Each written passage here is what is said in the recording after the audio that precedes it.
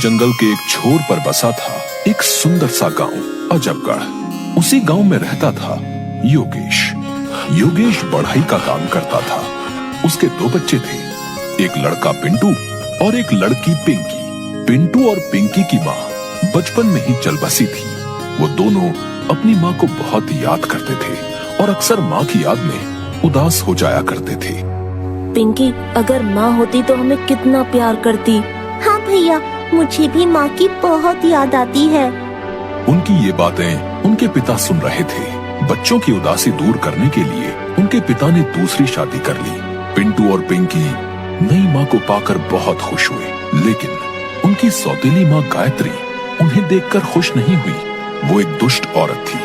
वो किसी भी तरह उनसे छुटकारा पाना चाहती थी और इसलिए हर समय नए नए उपाय सोचा करती थी। वो रोज अपने पति से पिंटू और पिंकी की शिकायतें करती ताकि वो उनसे नाराज हो जाए। अरे पिंटू के पापा, आपको पता है आज पिंटू और पिंकी पूरा दिन खेलते रहे और इन्होंने मेरी बात नहीं मानी और मुझे उल्टा जवाब भी दिया।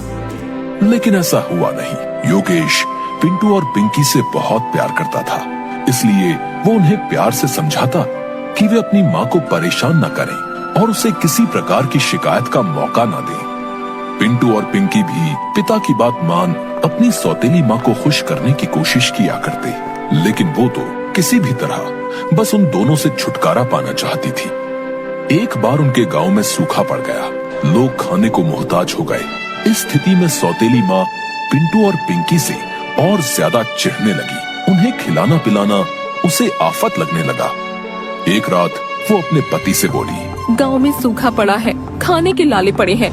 ऐसे में हम पिंटू और पिंकी को अपने साथ नहीं रख सकते। हमें उन्हें जंगल में छोड़ाना चाहिए। ये सुनकर पिंटू और पिंकी का पिता उदास हो गया और बोला, वो नन्हे बच्चे, मैं उनके साथ ऐसा कैसे कर सकता हूँ? कुछ तो उन पर दया करो। मैं कुछ नहीं जानती। इस समय हमें अपने बारे में सोचना चाहिए। हम खुद के खाने की व्यवस्था नहीं कर पा रहे हैं, उनकी कहाँ से करेंगे? मेरी बात मान लो, हम कल उन दोनों को जंगल में जाकर छोड़ देंगे। सौतेली माँ ने अपना फैसला सुना दिया, जिसे मन मारकर पिंटू और पिंकी के पिता ने मान लिया। इन दोनों की बातें पिंटू ने सुन ली, जो उस समय जाग रहा था। वो तुरंत घर के आंगन में गया और वहाँ कोने में रखे डिब्बे से अपने कुछ कंचे अपने पास रख लिए। अगली सुबह सौतेली माँ उनसे बोली, पिंटू और पिंकी, हम लोग लकड़ियाँ काटने जंगल जा रहे हैं। तुम दोनों भी हमारे साथ चल रहे हो। चलो जल्दी तैयार हो जाओ। पिंटू और पिंकी जंगल जाने के लिए तैयार हो गए। पिंटू ने अपने कंचे अपनी पैंट की जेब में रख लिए। फिर सब जंगल के लिए निकल पड़े। जंगल में एक स्थान पर पहुंचकर सौतेली माँ बोली, पिंटू और पिंकी, तुम लोग यहीं रुको, हम लोग दूसरी जगह से लकड़ियाँ काट कर आते हैं। उनका पिता कुछ नहीं बोला, बस उदास आंखों से उन्हें देखता रहा। फिर उनकी सौतेली माँ के साथ वहाँ से चला गया। पिंटू और पिंकी वहीं उनका इंतजार करने लगे। शाम हो गई, अंधेरा छाने लगा, लेकिन उनके माता पिता नहीं लौटे। पिंकी डर के मारे रोने लगी। तब पिंटू उसे दिलासा देता हुआ बोला, पिंकी, डरो मत, मैं तुम्हें घर ले जाऊंगा। उसके बाद वो अपने द्वारा रास्ते में डाले गए कंचों को देखता हुआ पिंकी के साथ घर चला आया। जब उनके पिता ने दोनों को देखा तो दौड़कर उनके पास गया और उन्हें गले लगा लिया। उसे अपने किए पर बहुत पछतावा हो रहा था। वो बोला, मेरे बच्चों, मुझे माफ कर दो, मुझसे बहुत बड़ी गलती हो गई। आइंदा से मैं तुम लोगों को कभी खुद से दूर नहीं करूंगा। पिंटू और पिंकी को वापस घर आया देख सौतेली माँ नाराज हो गई। वो दूसरे मौके का इंतजार करने लगी। कुछ दिनों बाद जब उसका पति किसी काम से शहर गया तो वो पिंटू और पिंकी के पास जाकर बोली, चलो आज लकड़ियाँ काटने जंगल चलते हैं। पिंटू अपनी माँ की चाल समझ गया, लेकिन उस समय उसे कंचे उठाने का मौका नहीं मिल पाया। वो भागकर रसोई घर गया और वहाँ से चावल के दाने अपनी जेब में डाल लिए। इस बार सौतेली माँ उन्हें दूसरे रास्ते से जंगल ले गई। पिंटू इस बार चावल के कुछ दाने रास्ते में डालता गया। जंगल पहुँचने के बाद सौतेली माँ उन्हें एक पेड़ के नीचे बैठाकर बोली, तुम दोनों यहाँ बैठकर मेरा इंतजार करो, मैं दूसरी तरफ से लकड़ियाँ काट कर आती हूँ। पिंटू और पिंकी वहीं बैठकर सौतेली माँ का इंतजार करने लगे। शाम हो गई और फिर रात। लेकिन सौतेली माँ नहीं आई। पिंकी डर के मारे रोने लगी और कहने लगी, पिंटू अब क्या होगा, हम घर कैसे जाएंगे? जंगल में तो हमें जंगली जानवर मारकर खा जाएंगे। पिंकी, हमें सुबह तक जंगल में ही रुकना पड़ेगा। मैंने घर से यहाँ तक के रास्ते में चावल के दाने डाले हैं, लेकिन अंधेरे में हम उन्हें नहीं देख पाएंगे। सुबह होने पर हम उन्हें देखकर घर पहुँच जाएंगे। डरते डरते दोनों ने जंगल में ही पूरी रात बिताई। सुबह होने पर वे घर के लिए निकले, लेकिन पिंटू ने जो चावल के दाने रास्ते में डाले थे वे चिड़िया और गिलहरी खा गई थी। इस कारण दोनों जंगल में भटक गए। भटकते भटकते वो एक स्थान पर पहुंचे जहां उन्हें एक खूबसूरत चॉकलेट घर दिखाई पड़ा। वो घर ब्रेड, केक, चॉकलेट और मिठाइयों से बना हुआ था।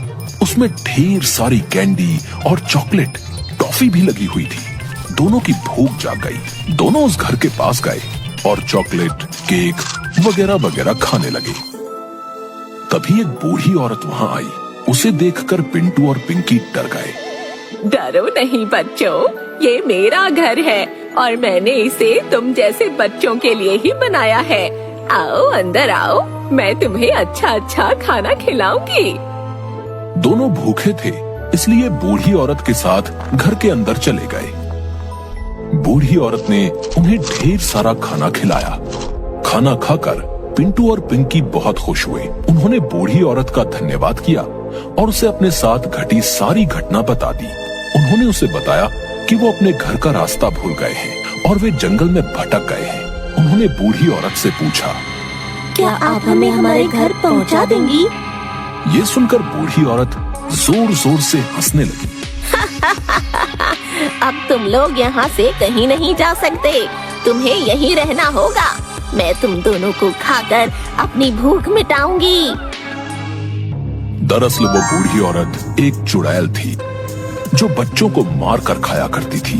ब्रेड, केक, मिठाइयों वाला घर उसने बच्चों को आकर्षित करने के लिए ही बनाया था। उसने पिंटू को एक पिंजरे में कैद कर लिया और बोली, लड़के तू इस पिंजरे में बंद रहे, जब मोटा ताजा हो जाएगा तब तुझे खाऊंगी। पिंकी को उसने घर के काम में लगा दिया। पिंटू और पिंकी डर में जीने लगे। वो दोनों वहां से बाहर निकलने का उपाय भी सोचते रहते थे। एक दिन बूढ़ी चुड़ैल पिंकी से बोली, आज एक बड़े बर्तन में पानी गरम करो, मैं उसमें पिंटू का सूप बनाकर पीऊंगी। पिंकी डर गई। उसने ये बात जाकर पिंटू को बताई तो उसे वहां से बाहर निकलने का एक उपाय सूझ गया। उसने वो उपाय पिंकी के कान में बता दिया। फिर पिंकी एक बड़े बर्तन में पानी गर्म करने लगी। कुछ देर बाद बूढ़ी चुड़ैल आई और पिंकी से पूछने लगी, पानी गर्म हो गया क्या? मैं इतनी छोटी सी हूँ और ये बर्तन इतना बड़ा, मैं इसमें झांक कर कैसे देखूं? आप खुद ही देख लो ना। बूढ़ी चुड़ैल बोली, ठीक है।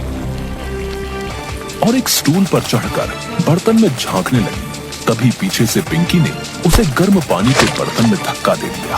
हाय हाय, जल गई, मर गई, बचाओ बचाओ। गर्म पानी में चलकर चुड़ैल मर गई। पिंकी ने पिंटू को आजाद कर दिया। पिंटू पिंकी से बोला, अब हमें बिना देर किए यहाँ से बाहर निकल जाना चाहिए। भाई, मैंने यहाँ एक मटके में ढेर सारे सोने के सिक्के और हीरे जवाहरात देखे हैं। क्यों ना हम उनमें से कुछ अपने साथ ले चलें? इससे हमारी गरीबी दूर हो जाएगी और हम कभी भूखे नहीं रहेंगे। हमारे माता पिता भी हमें घर से नहीं निकालेंगे। दोनों सोने के कुछ सिक्के और हीरे जवाहरात एक थैले में डालकर घर से बाहर निकल गए। इधर उधर जंगल में भटकते हुए वे किसी तरह शाम ढले अपने घर पहुंच। वहां उन्होंने देखा कि उनका पिता घर के बाहर उदास बैठा हुआ है। वे जब पिता के पास पहुंचे तो उन्हें देखकर पिता रो पड़ा और उन्हें गले लगाते हुए बोला, मुझे मुझे माफ कर दो। मेरी वजह से तुम्हें इतनी परेशानी हुई। अब तुम्हें कोई परेशानी नहीं होगी। मैंने तुम्हारी सौतेली माँ को घर से निकाल दिया है। पिंटू और पिंकी ने अपने साथ घटी घटना पिता को बताई और उसे सोने के सिक्कों और हीरे जवाहरातों की थैली दी। उससे उनकी गरीबी दूर हो गई और वो खुशी खुशी रहने लगे।